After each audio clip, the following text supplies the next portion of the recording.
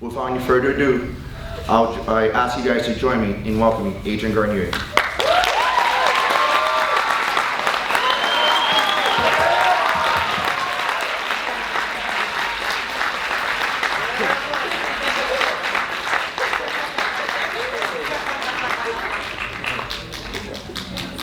Thanks for that grandiose introduction. That was fancy. You guys are fancy down here. FU. FIU. Thank you. Next time I want the Jumbotron though. Come on, 21st century people. Curtain is old school. You saw the guy back there? Okay, God bless America. All right, you guys are on the right track. So did you guys see the film? Yeah. Cool. Just now. And a couple people saw it yesterday and the day before, and they're all here? Yeah. Okay. Well, I'm glad to be here. The film took a while to make, and I'm really happy to share it, but really it was just the beginning of a conversation. For me, it was a bunch of questions posed and a couple answers found, but ultimately there's so much unknown leading us into the future. And right now, this exchange is really what's important, because you guys are the digital natives.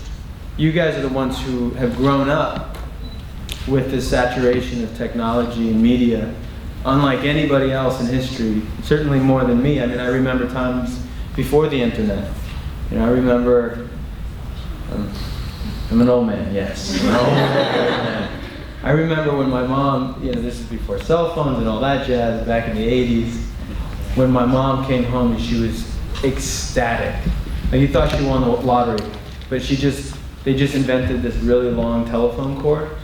So it was like 30 feet, and so she used to walk around the whole house with this cord, dragging and wrapping around doors and stuff. And now look at where we are. Everybody's got pictures.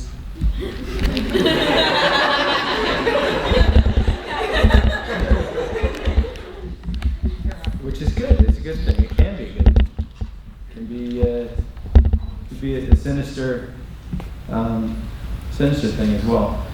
So right here, this is it. Now we're gonna break down the fourth wall, and maybe actually, can we get a little more light on you guys? Is that possible? Yeah. Maestro, watch this. It's gonna be huge, enormous, grandiose. Explosions and then light. Go.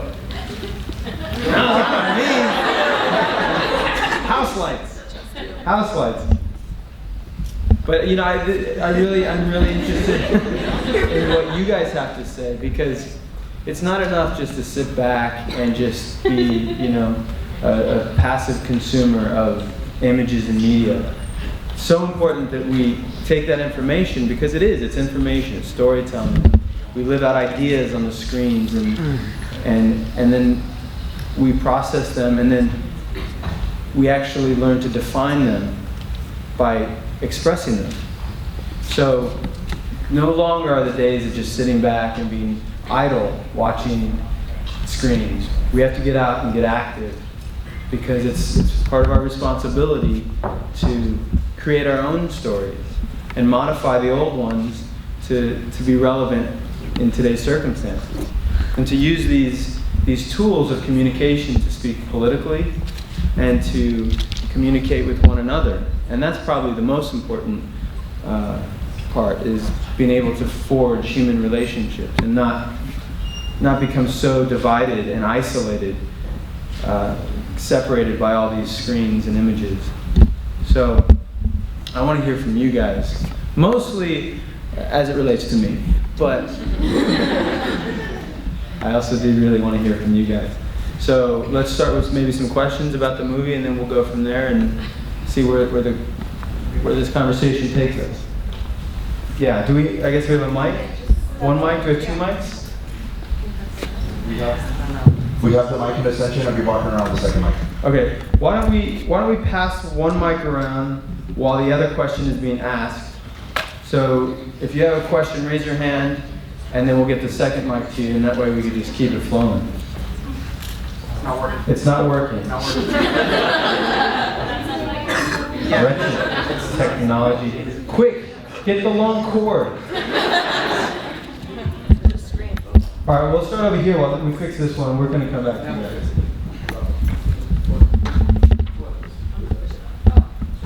Hi. Hey. There we go. My name's Leah. One of my biggest things that I got from the movie, which I watched about a year ago, at the beginning when you're interviewing, I believe his name was Steven, the like senior paparazzo, Steve, and he's on the red carpet and he's trying to photograph Nicole Richie. Steve Sands is correct, yeah. Yeah, he's trying to photograph Nicole Richie and Ashley Simpson, and they won't like stand for him. And he's talking about how it's not fair because they basically started their careers by posing for paparazzi. So I was wondering if you thought there's like different set of guidelines for celebrities like, you know, the Kardashians and the Hilton and the Nicole Richies who started out by just posing for them, you know, and wanting to be famous, and they don't really come from anything from substance, Well, you know, I agree a lot with Steve Sands. You know, you're playing the game, and then suddenly someone else wants to play the game, and then you don't want to play anymore, and you're a spoiled sport, you know. It's like, you know, football. You get out there and you want to like tackle, and someone tackles you, and you know, call foul or something. I mean, it's you gotta learn to play by the rules, and the rules of media are very particular, and they have a very, you know, distinct set of guidelines. So when you're a performer and you're making money by people watching you, and then suddenly people are watching you and they're not by your rules, then it's not really fair anymore, right? So I agree with him.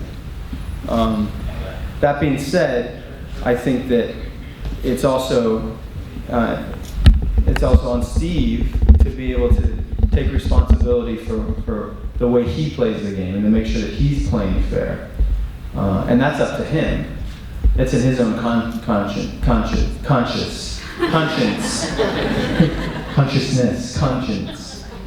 You know, and when you have to have like a certain responsibility for what you put out and what pictures you take. But if you're gonna play the game, you know, just know how it works. You know, personally, I live in Brooklyn because I'm not, you know, the stories that they tell in the tabloids and in Hollywood, you know, aren't that interesting for me. You know, like I'd rather take a lot of time to tell stories that have, you know, at least some dimension and dynamic, and that aren't just superficial or, you know, or maybe not as complex. So. Thank you. And sometimes I'm not trying to be funny, okay? Only laugh at the things that are funny. And when I'm trying to be serious and I'm just looking stupid, don't laugh at me. Okay, so we saw in the documentary that Austin wanted to be famous. You know, he just wanted that lifestyle. And for you, when you became famous, or before you became famous, is that what you were looking for, or did you just want to make people happy with what you did? Well, you know, I think I'd be lying if I didn't say that there was something definitely intriguing about the lifestyle that I perceived that I would have one day in Hollywood, or that once I got the part of Entourage, oh, in 3 years I'll be driving, you know, certain cars and living in certain houses and hanging out with certain types of people. You know, those things crossed my mind. You know, and then luckily, you know, I had a good mom and she, you know, kept me grounded, and I never ended up truly pursuing all of that, which I guess I could have, but if you see, the guy that I am is a guy who made this film and deconstructed the whole thing and basically ruined it for the rest of the guys on Entourage and exposed all the BS. But that's really what intrigues me, and I feel far more fulfilled having made all of the friends of the paparazzi and having talked to guys like Noam Chomsky, who wasn't in the film, but I interviewed for this, and Henry Jenkins and all the other professors, Hamza Zengotita, that was a far more fulfilling experience than had I just decided to completely indulge the opportunity of celebrity that I had and, hang out at clubs and stuff, which I did a little bit of. Now that's a joke. And also very seriously true. By the way, where's Good to Go tonight? Live. You should know that. You guys are like too young for that stuff. What? Like what? Like 18, right? I'm teasing. I'm teasing. So sensitive. Florida. No, I'll see you guys at Peru. I'm too old for it. That's the truth, man. But Austin wanted. Austin was a lot younger and he didn't have the guidance really, because he grew up like right there in the thick of it.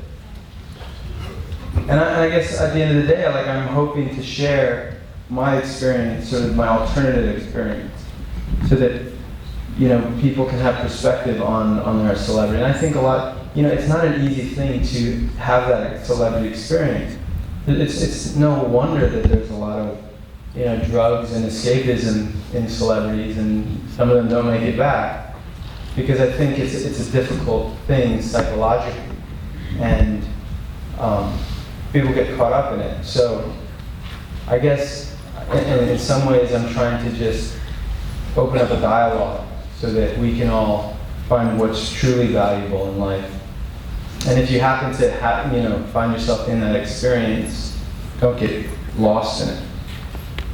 One of the hardest part about just people generally in society looking at TV shows and things like that is that they have a hard time differentiating the actual actors to the characters they portray. But so many times when people are reading magazines or watching those TV shows, they show the actors are actually portraying their characters. I feel like a lot of the time the actors are having a hard time differentiating their real lives to their characters. So how is it that you keep yourself grounded and not let yourself get caught up into that?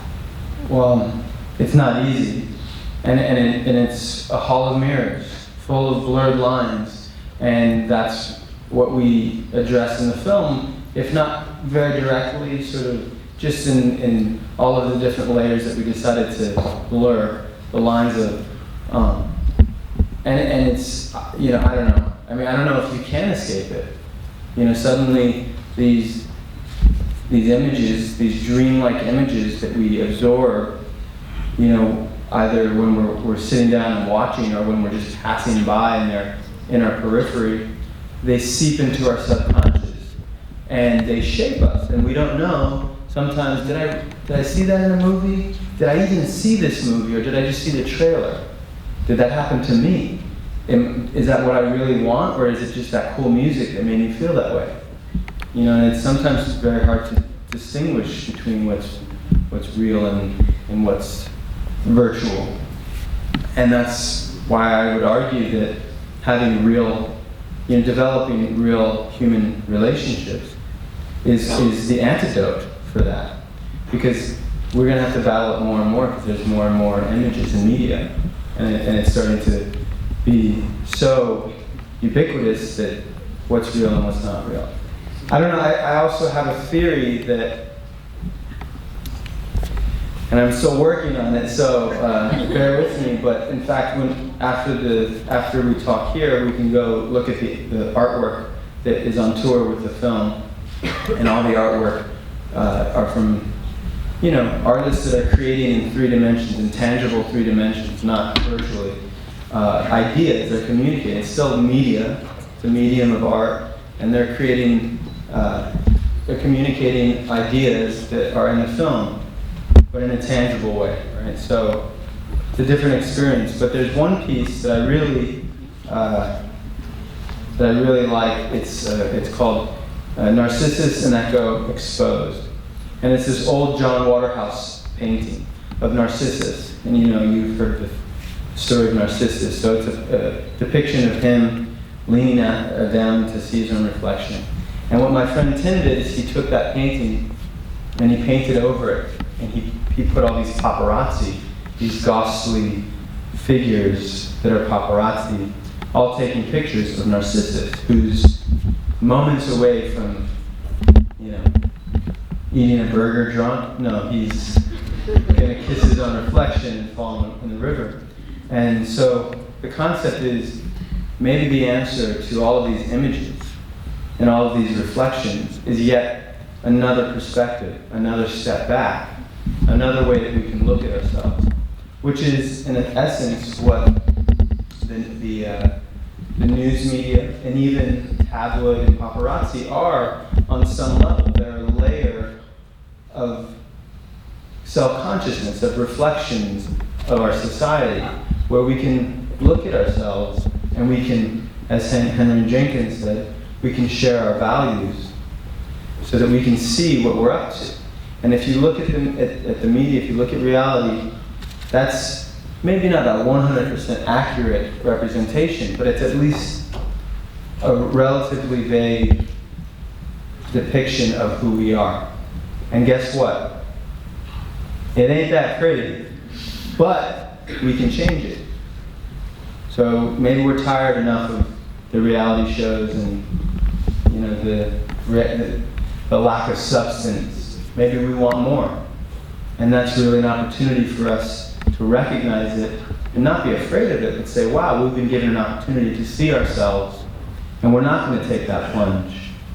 We're gonna change it, and we're gonna make other kinds of content that's enriching and nourishing and cool and actually communicating things about who we are, who we really are, who we want to be. And I think you're seeing a lot of that come up nowadays. Social media and videos are used to communicate a lot of things that are important around the world, and a lot of great ideas. TED, for example, I'm a big fan of. TED. Absolutely. I think Austin really represents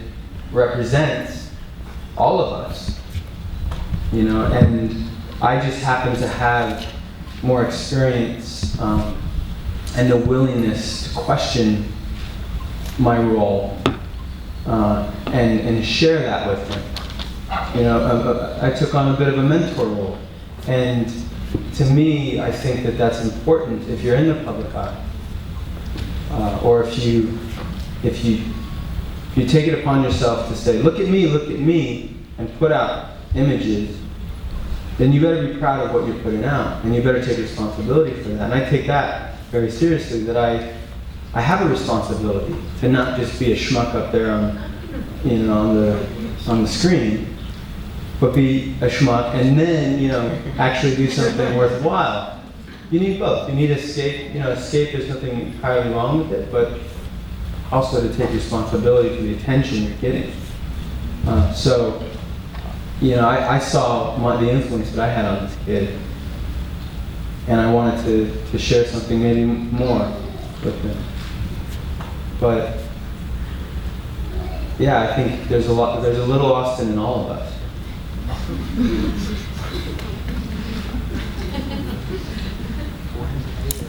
Hi. We're here.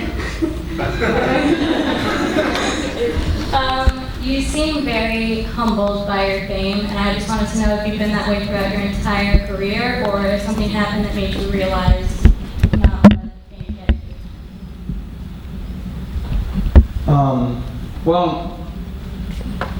you. It really, I have to say that the way I feel sort of grounded and it is by the nature of having done work like this. I worked very hard to make this film, and it was I didn't go to college, so this was essentially my college education. I learned so much. This was, I think I would have gotten a pretty good grade if this was my senior thesis. And I worked really hard, more than I did in college, which is why I decided to leave, because I knew that I wasn't really utilizing that experience. But finally, I was a late bloomer. So finally, I took the initiative to make this, and it really gave me confidence. It gave me the confidence that I think we all seek and all need to thrive,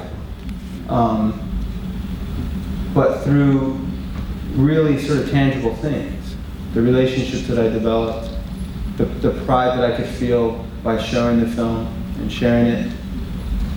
And a lot of times I think when you're an actor, you do ultimately become this empty vessel with nothing really defining who you are. You could be anybody's puppet and you could be anybody's character, and they just put a costume on you and then put you in some strings and then put you on stage. And I think that's part of the problem with modern celebrities and performers is once the source of their pride, once that great role that they did or that award that they won or that show is over, what do they have to offer? And I don't know what that is. And that's sort of the emptiness that I would feel, because people still come up to me and congratulate me on Entourage. But guess what? It hasn't been on the air for 2 years. I stopped filming it, it's over. And how can I really feel like I'm creating value in the world and being relevant to my community for something I did 2 years ago? Okay, fine, I did this like 3 years ago. But I'm here now. And in fact, it's not over. We're continuing the conversation. I've been working with other artists to create other short-form videos that they make in response to this film. So I think for me, what's kept me grounded is finding something to replace the superficial, ego pride of celebrity, which is flimsy. Hello, my name is John. I actually want to be a filmmaker. I actually want to be a producer and a director. I've been doing theater forever here at FIU, and I understand. Actually, I was going to ask a question, but I think you really answered everything what I needed. So I just wanted to tell you thank you, and more than anything, I was actually going to ask something, but I really don't have anything else to ask. If I could shoot you my email and give you some of my project ideas. That's pretty much all I have to say. I mean, I had something written down, like Anne Leibovitz. I watched a documentary about her public speech, and she talked about how Andy Warhol, I do actually have a question. Andy Warhol created the topic of superstar, and how a lot of people realize that he was just joking, and how now our culture after the 60s is just infatuated with this whole superstar notion and this whole, you tackled it wonderfully in the documentary, but how do we jump across from that when people are trying to label that superstar thing? Like, how do you? I think you answered it before, so I just thought that was a cool point too. But well, can I just respond to that? Yeah, sure. You can just respond to it. I'm gonna sit down here.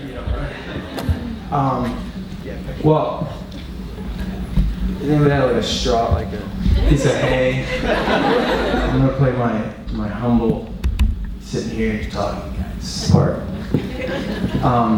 So filmmaking is really important to me as well. And I always wanted as many people to see my films as possible. And you don't quite make it until you reach that superstar status or until it's a blockbuster film. And that's the myth, I think, that's sort of, perpetrated in general, is that, like Zango was saying, you don't exist. You don't have that relevance unless you are known to your community. And now, global media experience, you're nothing unless you're on a television or on the internet and you got 1.5 million hits or whatever. But I think that's a myth. That's not true anymore. Also thanks to the internet, because the influence that you can have as a filmmaker can be quite significant to a very sort of small community of people who care about film. So, like, teachers have a tremendous, and they don't get enough respect, they have a tremendous amount of influence over a very small number of people. You know, how many kids in the classroom? 15, 20? How many classes they have? 4 or 5? I mean, now in public schools there are more kids. Thanks.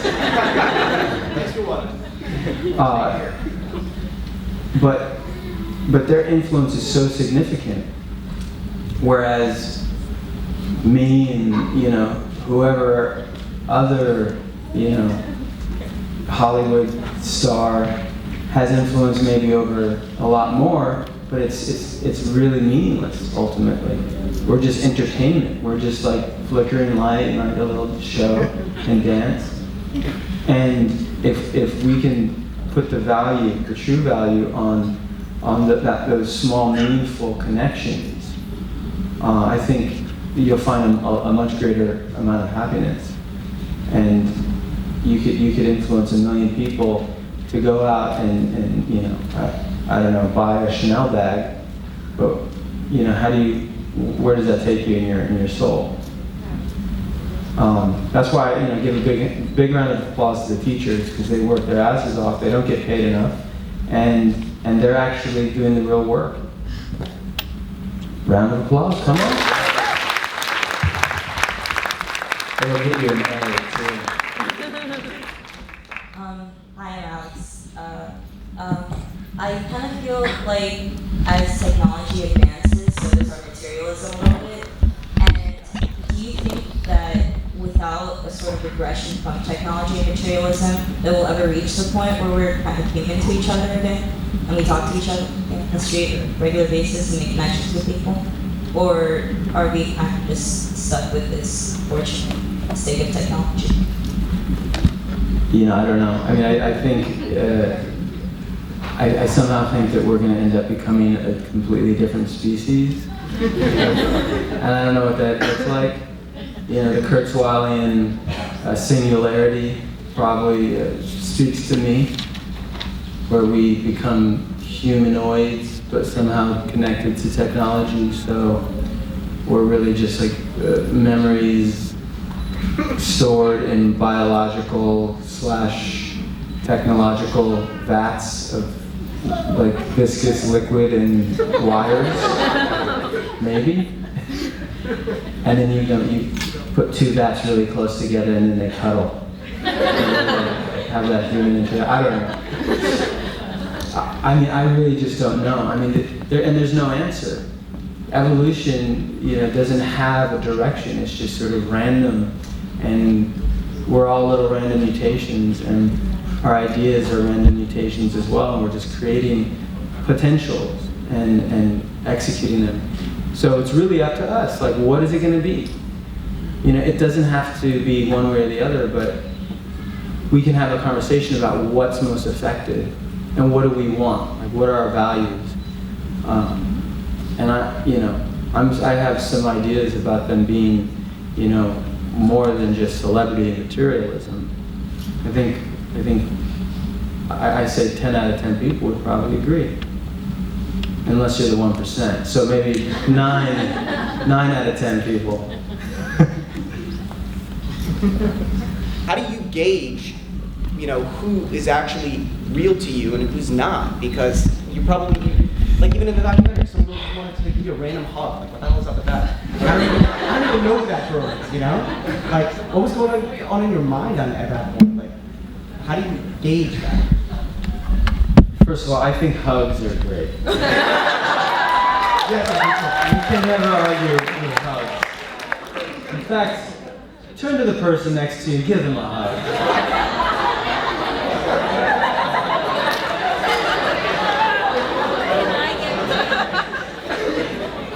That's how I cry myself to sleep at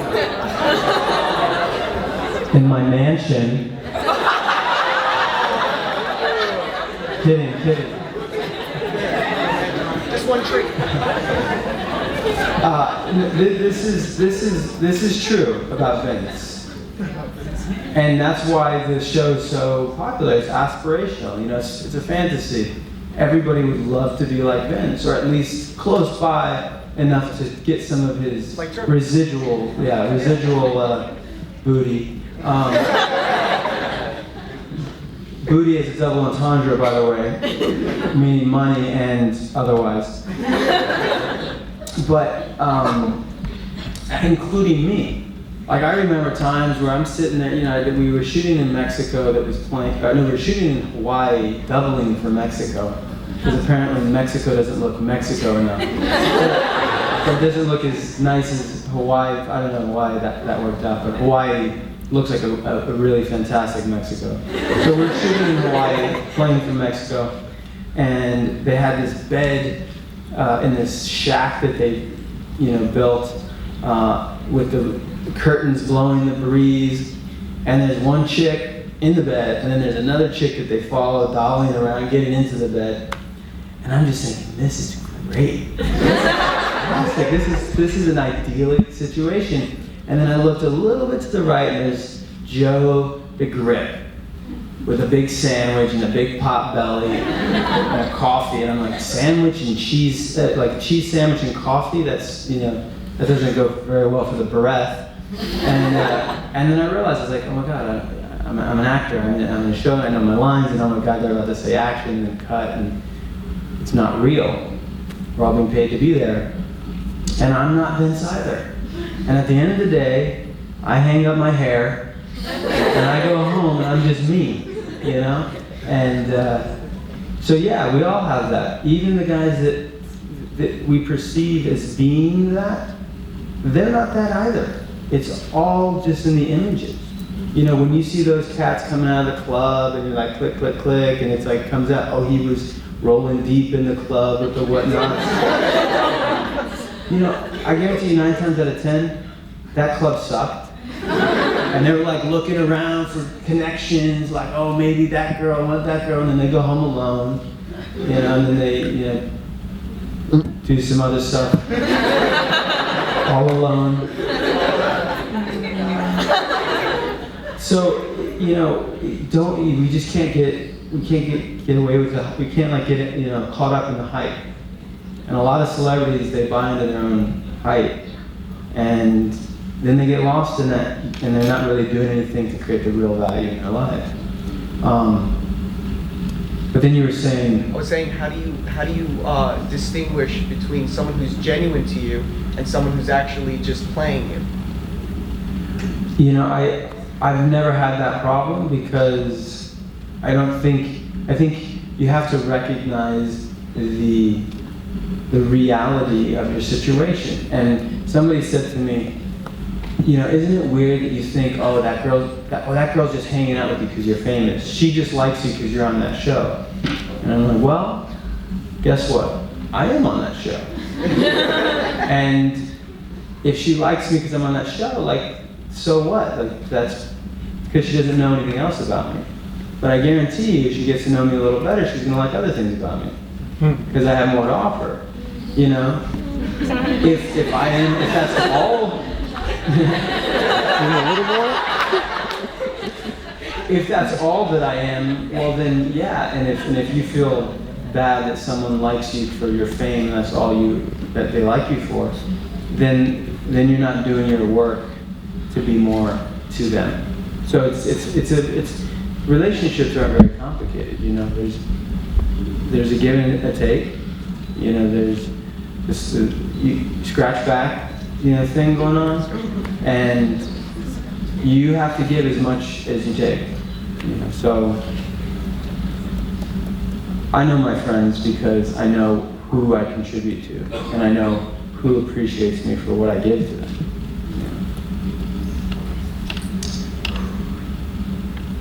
Hi, hey, I'm John. This is kind of a simple question. What do you think of the paparazzi in the media? Do you think that affects your work as an actor? Because, let's just say, when Entourage came out, everyone, like, and he went out, people take pictures of, oh, it's Adrian Grenier, Vinny from Entourage.